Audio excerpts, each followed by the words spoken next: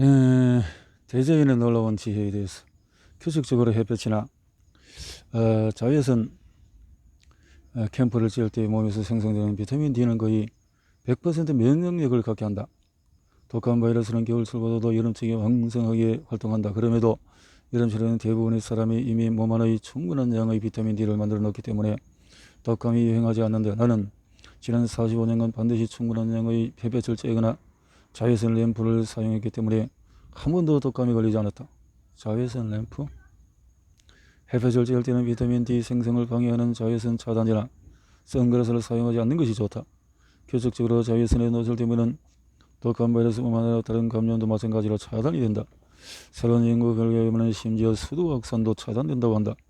런던대 학교와 또 수도와 대상 고진 바이러스를 대상으로 한 25종의 연구 검토한 적이 있다. 결과로 연구자는 자외선 노출이 부족이 수도와 대상 고진의 유행과 명확한 연관성이 있다는 사실이 발견되었다. 논문 2011년 4월 23일 바이러스학 저널에 게재되었다. 이것에 따르면 1년 내내 햇볕에 노출되는 열대지방에서는 일반적으로 수도 발생률이 훨씬 낮다고 한다. 온대지방에서는 일조량이 부족한 겨울철에 수도 발생 빈도가 더 심해진다고 한다. 이런 사실을 고려해 본다면 자외선 노출과 수도 대상 보전 발병 간에 어떤 연관성이 있음이 더욱 명확해진다. 연구진은 다음과 같이 제기했다. 온대지방에서 서두르는 겨울철과 봄철에 더 많이 유행하는 계절성 질병이다. 반면에 여름에는 자외선 지수가 10에서 15배까지 증가하는데 이것이 수도 바이러스의 활동을 억제한다. 60년 전으로만 돌아가 보더라도 햇빛이 감염성 질병을 예방하는 효과가 있다는 증거를 발견할 수 있다. 1949년에 뉴욕주 보건부에서 교실과 복도에 자외선 램프를 설치하고 이것이 벌거리와 수도 전파에 어떤 영향을 미치는지에 연구를 수행한 적이 있다. 결과로 자외선 램프가 학생들의 질병 발생률을 감소시키는 데 도움이 된다는 사실을 밝혀졌다. 미국인의 도시들은 하루에 평균 22시간을 실내에서 보내며 그중에 대부분의 시간을 인공적인 조명에 노출된 채로 생활한다. 어린이 역시 실내에서 생활하는 시간이 점점 줄어들고 있다. 그들은 대부분의 시간을 집과 학교 같은 실내에서 컴퓨터나 텔레비전을 보면서 지낸다. 따라서 어린이와 청소년은 비타민 D 결핍이 발생할 가능성이 특히 더 높고 감염성 질병에도 가장 많이 걸린다. 학생들의 수업이나 숙제를 마치고 나서 실외에서 시간을 보낸다 할지라도 상황은 다르지가 않다. 오후 3시 이후로는 몸에서 충분한 양의 비타민 D가 생성될 만큼 태양빛이 강하지 않기 때문이다. 항생물질의 내성이 생긴 미생물로 인해서 치명적인 감염이 발생하고 또 감염성 질병을 예방하지 못하는 일이 잦아지면서 자연의 강력한 치유 능력이 다시 조명을 받고 있다. 항생제, 그것의 내성이 생긴 세균을 만들어 이르는 상황은 사무총장 마그렛 체인이 2012년 연설에서 경고한 것처럼 현대의학의 종말을 초래할 수 있다. 체인 사무총장은 다음과 같이 말했다. 폐혈성 인두염이나 아이의 무릎 찰가상 같은 혈압 문제로 또다시 죽음이 이룰 수 있다. 항생제의 내성률은 유럽을 비롯하여 전 세계에 증가하고 있다. 세균과 바이러스에 대응할 방법이 머지않아 사라질지도 모른다. 다시 말해서 자연의 치유수단 대신에 빠른 치료법을 선택했거나 자녀에게 접종시켰거나 항생제로 결려진 가축의 고기를 섭취하는 일은 모두 현대의학의 몰락에 기여하는 셈이다. 무책임한 항생제 남용에 적용할 수 있는 것은 흰신에도 마찬가지다. 수많은 연구의 결과에 의하면 내성이 생긴 병원균을 아이들에게 투여하고 있다. 흰신, 감염성 질병에 대응하기 위해서 집단 예방 접종함으로써 우리는 지구상에 한 번도 나타난 적이 없던 위험한 돌연변이 침입자마저 하게 되었다. 흰신은 이것에 대항하여 아무런 역할도 하지 못한다. 항생제의 내성이 생긴 세균과 마찬가지로 돌연변이 바이러스 세균은 흰신보다 한 수 위에 있다.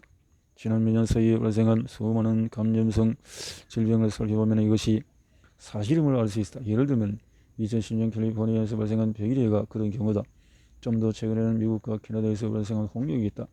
뇌수막염도 미국을 비롯하여 전 세계 발생 빈도가 증가하고 있다. 앞에서 말했듯이 어린이가 접종을 받는다고 해서 그 면역이 생기는 것이 아니다. 많은 감염성 질병이 접종을 받은 이들에게서 발생했다. 예방하는 이름으로 질병을 퍼뜨리는 것은 사람들을 속여서 보건당국과 제약회사의 복종하도록 만드는 낡은 수법이다. 사람들은 어떤 대가를 치르도록 공포감을 조성하는 자에게 기꺼이 복종한다. 집단 예방은 없었다면 절대로 일어나지 않을 심각한 질병을 이미 발생시켰다. 예를 들어 미국에서 모든 어린이가 의무적으로 접종받아야 하는 수두, 현재 많은 미국인에서 급격히 있는 대상포진에 대한 책임이 있다. 올해는 감염을 발생시키는 병원균을 탓할 것이 아니라 면역을 떨어져서 또 병원균을 공기에 취하게 만드는 모든 요인을 사전에 차단하기 위해서 노력을 늘리게 한다. 면역력을 가장 심하게 떨어뜨리는 것 중에 하나가 흰신에 들어있는 발암성 화학물질과 항생물질이다. 규칙적으로 온몸에 햇볕을 쐬고 균형적인 식습관과 생활을 유지하는 것이 중요하다. 이와 더불어서 깨끗하게 간을 청소하는 것은 자연스러운 면역력을 강화하고 슈퍼버그를 비롯한 각종 변종 병원균을 공기로 몰아넣는 가장 효과적인 수단이다. 생활습관.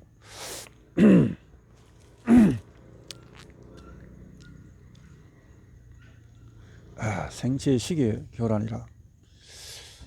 생활습관은 몸의 기능에 엄청난 영향을 미친다. 몸의 모든 기능이 효과적으로 수행되는 것은 하루 24시간 주기에 맞추어서 완벽하게 조화를 이루도록 미리 정해져 있는 생체 리듬으로부터 크게 영향을 받는다. 24시간 주기와의 생체 리듬은 지구가 태양 주위를 도는 운동과 밀접하게 연결되어 있다. 이것은 또한 달과 다른 전체의 움직임에도 영향을 받는다. 우리 몸은 24시간 주기 리듬 외에도 수많은 리듬에 돌아간다. 박동, 호르몬, 소화액, 주기적인 통증, 이것 다 리듬에 의해서 제어된다.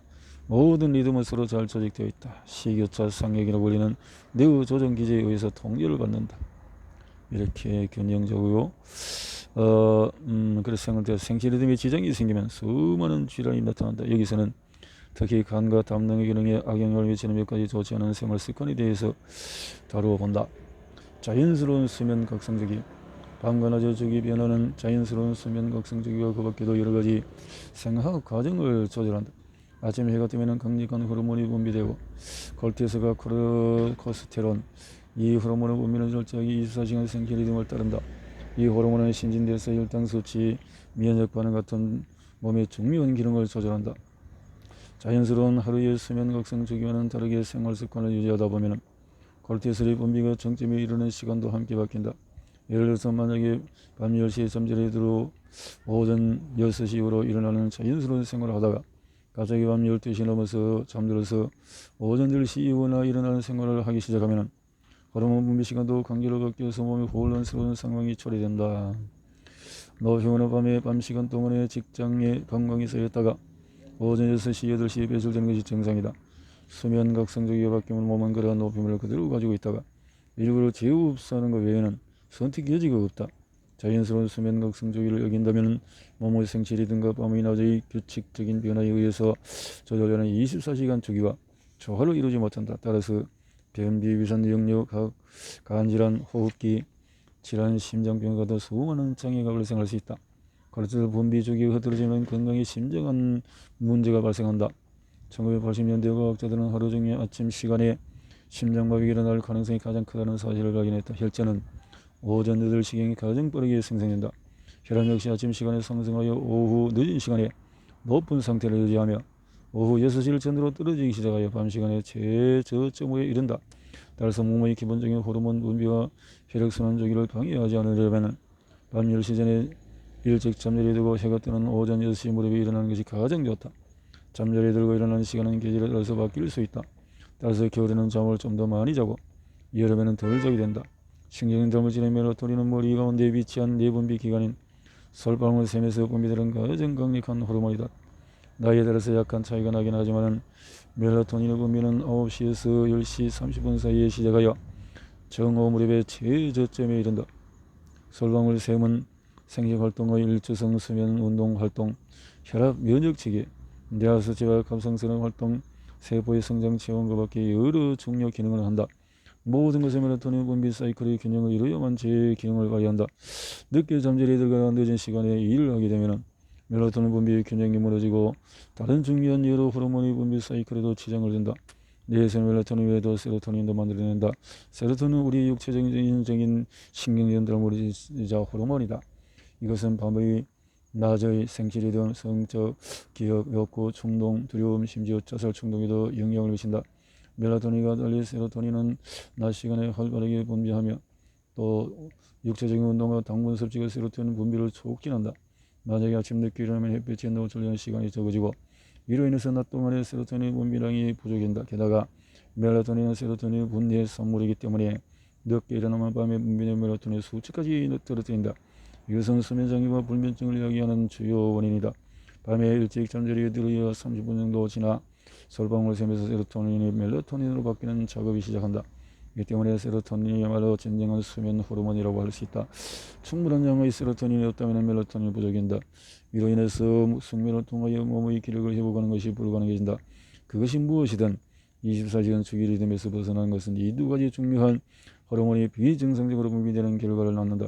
이것은 이 생체 리듬의 결함을 처리하며 신진대사와 뇌 분비의 균형을 이루어서 유기체인 몸의 이쪽으로는 기능을 엉망으로 만든다.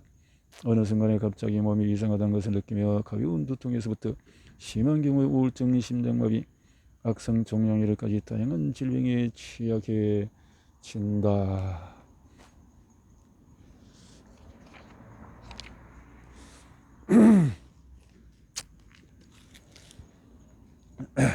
멜라토닌 주기를 방해하면 안 되는 이유는 이 두 가지 중요한 호르몬은 뇌의 솔방울 샘뿐만 아니라 내장에서 생성된다. 실제로 몸속 세로토닌을 85%는 소화기능 조절을 위해 소화기관에서 만들어진다. 소화기관에서 멜라토닌은 뇌보다도 무려 400배가 넘는 양이 생성된다. 또한 멜라토닌은 췌장과 간내 당간에서도 발견된다. 수면 부족이 질병의 근본 원인 중에 하나라는 사실은 과거에도 그렇고 지금도 충분히 깨닫지 못하고 있다. 의사는 당신이 몇 시간 자는지 몇 시간 잠자야 되는지 물어보는가? 실제로 대부분의 만성질환은 멜라토닌의 분비 주기에 문제가 생긴 것과 연관성이 있다. 내장의 면역체계에 장애가 없음에도 질병이 나타나는 것은 극히 드문 일이다. 2000년에 면역체계에 멜라토닌이 미치는 다양한 영향에 대한 기존의 연구를 재검토한 결과가 발표된 적이 있다. 이에 따르면 이 강력한 호르몬은 감염, 염증, 자가면역 등을 포함한 여러가지 면역활동과 관련이 있는 것으로 밝혀졌다. 멜라토닌은 또한 중요한 성장 호르몬의 생성과도 밀접한 관련이 있다. 어린이의 성장을 촉진하고 성인에게는 근육과 결합 조직을 유지하는 도움이 되는 적절한 성장 호르몬 분비는 수면 주기의 균형에 달려있다. 멜라토닌에서 유도된 수면은 성장 호르몬 생성을 촉진한다. 멜라토닌이 가장 왕성하게 분비되는 시간은 밤 11시 무렵. 따라서 반드시 밤 10시 이전에 잠자리에 들어서 숙면을 취해야 한다. 수면 주기에서 바로 이 시간대에 몸은 스스로 노폐물을 제거하고 원기를 회복하는 활동을 한다. 수면 부족이 지속되면 성장 호르몬 분비가 급격하게 감소한다. 야간에 일하는 사람은 불면증, 불임, 심혈 관계 질환, 뇌졸중, 위장장애, 당뇨, 비만이 발생할 가능성이 매우 높다. 이런 새로운 면역 체계가 약해지고 이로 인하여 간염이나 폐렴 같은 감염성 질병이 발생할 위험이 매우 높다. 게다가 밤에는 능률이 떨어지고 사고가 날 가능성도 높다. 멜라토닌 보충제에 대한 경고는 대부분의 대체학 전문가와는 달리 멜라토닌 보충제를 식품 보충제나 수면 유도제처럼 복용하는 것을 권하지 않는다. 이것을 먹기 시작하는 몸이 스스로 멜라토닌을 생산하는 능력이 감소한다. 결국 이것에 의존하는 사람이 되고 만다. 게다가 몸이 직접 생산한 멜라토닌에는 그것만이 독특한 특성이 있다. 몸은 이러한 멜라토닌만을 진짜로 인식한다. 몸은 외부에서 보충된 멜라토닌을 분명히 좋아하지 않는다. 그렇지만 않다면 주간졸음증, 어지럼증, 두통, 복통, 불안감, 감염성 정신혼란, 단기적인 우울증 같은 희로운 부작용이 나타날 이유가 없기 때문이다. 게다가 멜라토닌 보충제는 시력 응고 방지제, 면역 억제제, 당뇨약, 피임, 약과 해로운 상호작용을 일으킨다. 대부분의 경우에 불면증은 실제로 멜라토닌보다는 세로토닌 결핍에 의해서 생긴다. 그럼에도 불면증이 많은 이들은 멜라토닌 보충제를 사용한다. 멜라토닌은 밤이 되어서 어두워지면 이에 반응하는 반면에 세로토닌은 밝은 햇볕에 반응하여 생성된다. 햇볕에 노출되는 시간이 부족하면 멜라토닌 결핍을 초래하여 밤에도 쉽게 잠을 이룰 수 없게 된다. 멜라토닌 보충제의 도움으로 잠을 자면 24시간 주기 수면 장애로 고통을 겪게 될 가능성이 매우 높아진다. 즉 몸이 하루 중에서 잘못된 시간에 멜라토닌을 생성하는 것이다. 이것은 대개 너무 늦게 잠자리에 들어가는 습관적으로 낮잠을 자면 일어나는 현상이다. 부족한 멜라토닌을 단순히 보충하는 것은 임시 처방에 지나지 않으며 우울증을 초래할 수도 있다. 24시간 주기 수면 장애에 대한 가장 효과적인 처방은 10시 전에 잠자리에 드는 것이다. 불빛이 있으면 멜라토닌 분비가 억제되므로 침실을 완전히 어둡게 하고 낮잠을 피하며 오후 7시 전에 가벼운 저녁 식사를 마신다.